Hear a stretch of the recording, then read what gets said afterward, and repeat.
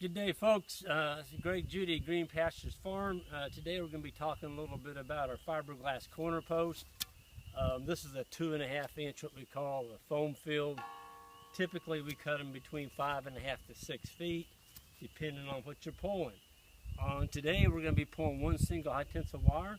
So this would be a paddock division, and this is one that's not painted yet. Normally I don't paint my posts until I get them driven in the ground, because when you drive them with this is how we drive them. This is about a 45-pound two-handled driver.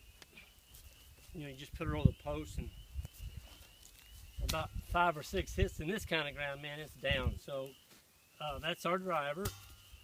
Today, when you drive your post, you want it to be at a slight angle away from the direction that you're pulling. So we're going to be pulling that direction.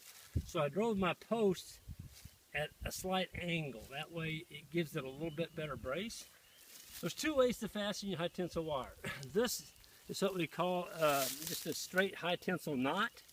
So we drill the 3/16 inch hole through the post right here.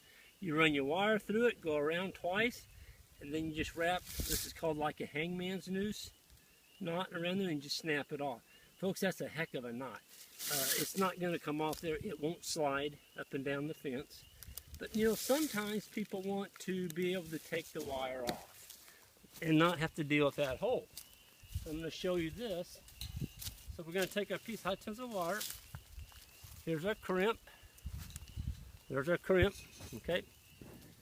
And we're going to run it around the post like so. And I am going to crimp it. So you run your crimp up like that.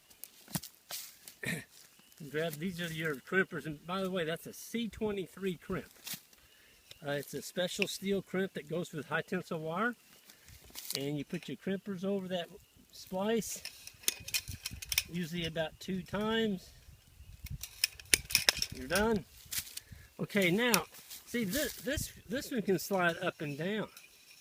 If you ever wanted to get to a corner, and let's say you wanted to take your wire off, you sure don't want it going through a hole back here, because you're not going to be able to move it. So on this one, I showed you an example of drilling a hole. So we drill a hole on the back side of the post, right here on the back. It's a 3/16. Okay. We run the wire. This is a piece of soft galvanized, by the way. Don't use high tensile, use soft. And all you got to do is do that. Give it one turn, like that. Cut it off like that. You're done. See, it can't move up off of that post because I went over the top and I went under it. So this thing's locked in place. It can't come off of there. Now, down the road, if you ever want to take this wire off and you don't want to cut your fence, all you've got to do is take this piece of wire off, and this whole thing comes up off of there. But folks, this will pull 4,000 feet of high tensile wire. It's in the ground 3 foot. Okay, it's not going to rust, it's not going to rot, and you don't need an insulator on it. That's the beauty of it. But don't paint it until you get it driven in the ground, because if you paint it and you're slamming that big driver up and down this beautiful white painted post, it's going to take some of your paint off that you've already put on there. I normally put a magic marker mark where I want to paint to. You don't want to paint any of the posts that's under the ground. This is for UV protection.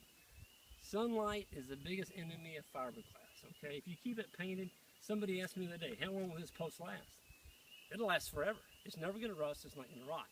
But if you leave it uncoated, then it's going to get splintery on you, and when you touch it, you'll get fiberglass on you. But we paint them. We're getting about 20 years out of a good paint job, and then you go back and touch them up after that.